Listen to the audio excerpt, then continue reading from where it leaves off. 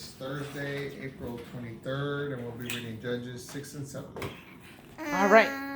Do you have it?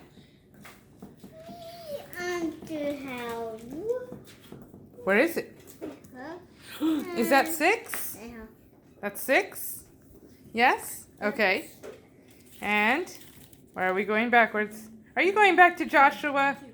We're done with Joshua. You want to look at your name? Oh, there's a 7. Is that what we're looking at? We're in Judges. We keep moving forward. I'm looking at my name right now. All right. Are you ready? Me? You ready, Nathaniel? No, you're not asleep. How about you, Catherine? Are you ready? Yes, you have your little Bibles? Yes.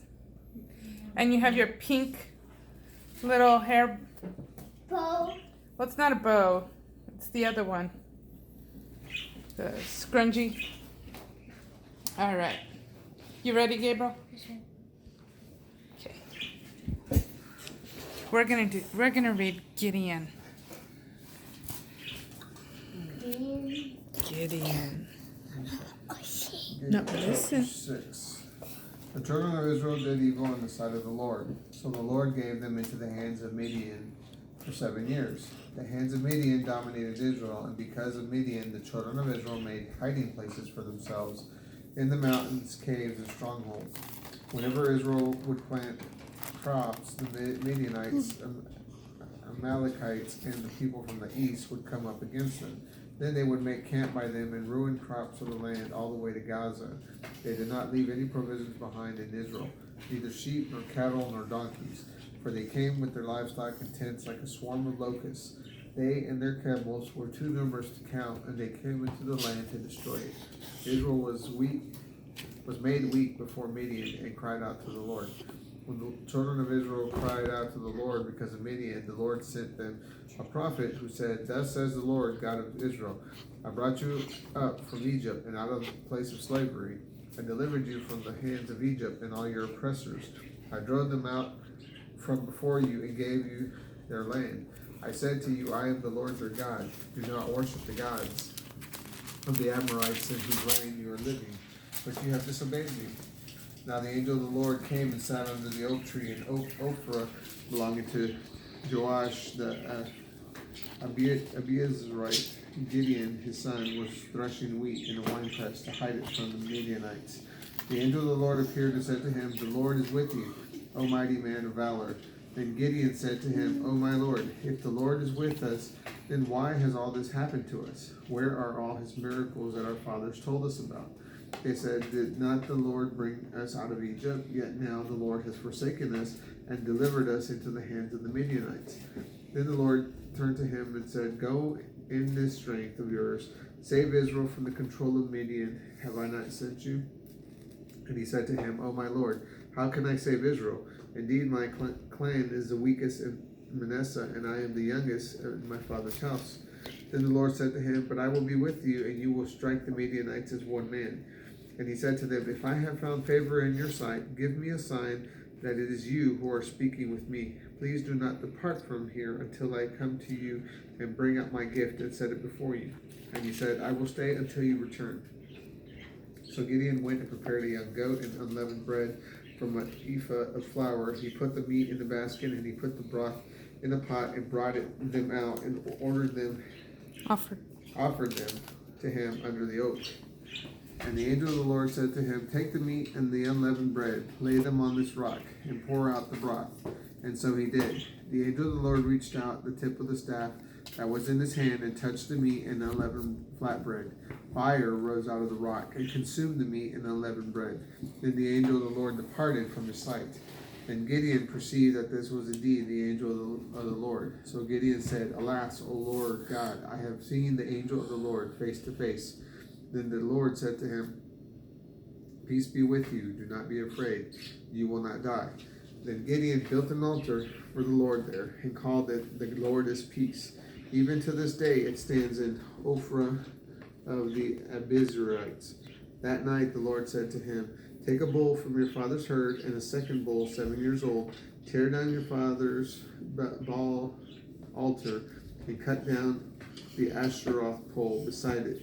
Then build an altar to the Lord your God on top of the stronghold in an orderly way. Take the second bull and offer as a burnt offering with the wood of the Asherah pole that you will cut down. So Gideon took 10 men from among his slaves and did as the Lord had told him. But because he was too afraid of the rest of his father's household and the men of the city to do it by day, he did it at night. When the men of the city got up early the next morning, the altar of Baal was torn down. The Asherah pole beside it was cut down, and the second bull had been offered on the new altar that had been built. They said to each other, "Who has done this?" When they had inquired and asked, they responded, "Gideon, son of Joash, has done this." Then the men of the city came to Joash. "Bring out your son so that he may die, for he tore down the altar of Baal and cut down the Asherah pole beside it."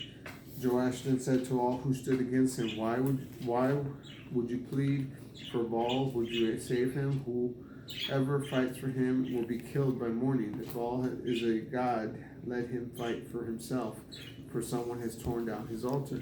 Therefore on that day he called him Jerubbaal, saying, "Let Baal fight him, for he tore down the altar of Baal." All the Midianites, Amalekites, and the people from the east gathered together, and they crossed over and camped in the valley of Jezreel. The Spirit of the Lord enveloped Gideon. He blew a ram's horn trumpet, and the Abiezrites assembled behind him. He sent messengers throughout all of Manasseh, and they assembled beside him as well. He also sent messengers to Asher, Zebulun, and Naphtali, so that these tribes came up to meet them. Gideon said to God, "If you will use my hands to save Israel, as you have said, I am placing the fleece of wool on the threshing floor. If there is dew on the fleece only, and all of the ground remains dry, then I will know that you will save Israel with my hands, as you have said." So it happened, he got up early the next morning and squeezed the fleece. Enough dew poured out of the fleece to fill a bowl full of water. Then Gideon said to God, "Do not let your anger burn against me as I speak only one more time. Please let me perform a test with the fleece one more time. Please let the fleece be the only thing dry, and let there be dew on all of the ground." So God did this during the night. Only the fleece was dry, and the dew was on all of the ground. Gideon defeats the Midianites. Jerubbaal, that is Gideon, and all the people who were with him got up early and set up camp at Harod Spring. There was a camp of Midianites to the north of them in the valley north near the hill of Moreh. The Lord said to Gideon, You have too many people with you for me to give the Midianites into their hands, lest Israel glorify themselves over me, saying, Our own power saved us. So now call out so that the people can hear.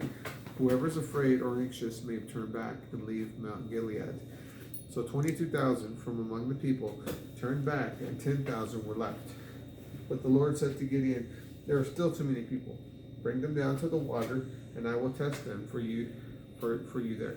When I say to you, this one will go with you, he will go with you. Everyone about whom I say, this one will not go with you, will not go.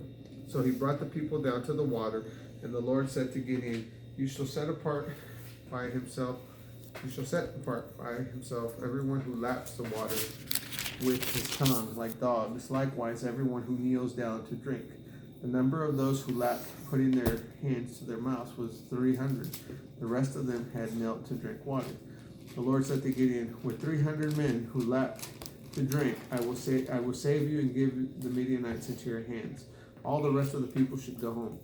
So the 300 men took provisions and ram's horn trumpets in their hands.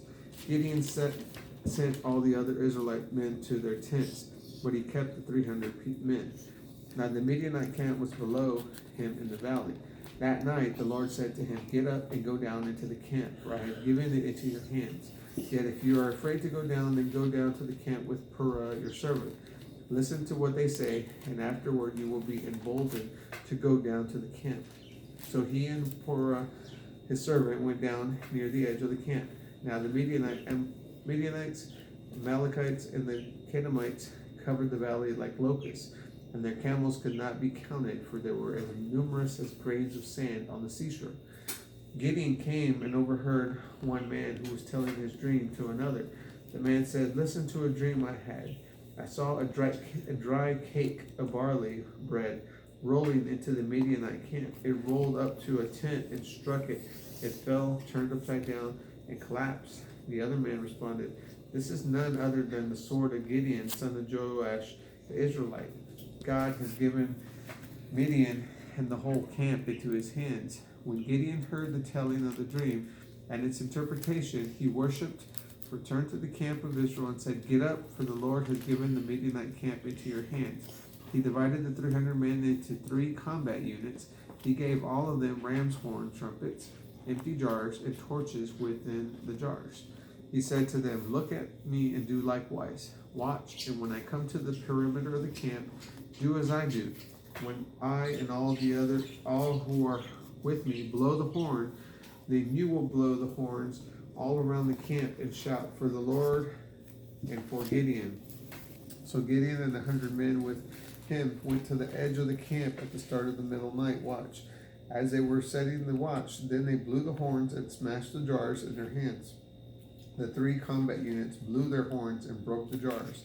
They held the torches in their left hand and the horns for blowing in their right hands. They called out, "A sword for the Lord and for Gideon." Every man stood in his place all around the camp, but the men in the camp ran, shouted, and fled. When they blew the 300 horns, the Lord turned every man's sword against his fellow man throughout the camp. The Midianite camp fled to Beth Shittah in the direction of Zerah, up to the border of Abel Meholah, near Tabith. The men of Israel from Naphtali, Asher, and all of Manasseh were summoned, and they chased after the Midianites. Now Gideon sent messengers throughout the hill country of Ephraim, saying, "Come down to engage Midian in battle. Take control of the waterways as far as Beth Barat and the Jordan." All the men of Ephraim were summoned, and they took control of the waterways as far as Beth Barat and the Jordan. They captured Oreb and Zeb, the 2 Midianite commanders. They killed Oreb at the rock of Oreb and killed Zeb at the winepress of Zeb. They chased after the Midianites and brought the heads of Oreb and Zeb to Gideon on the other side of the Jordan. That is Judges 6 and 7. Follow, subscribe. If you like this video.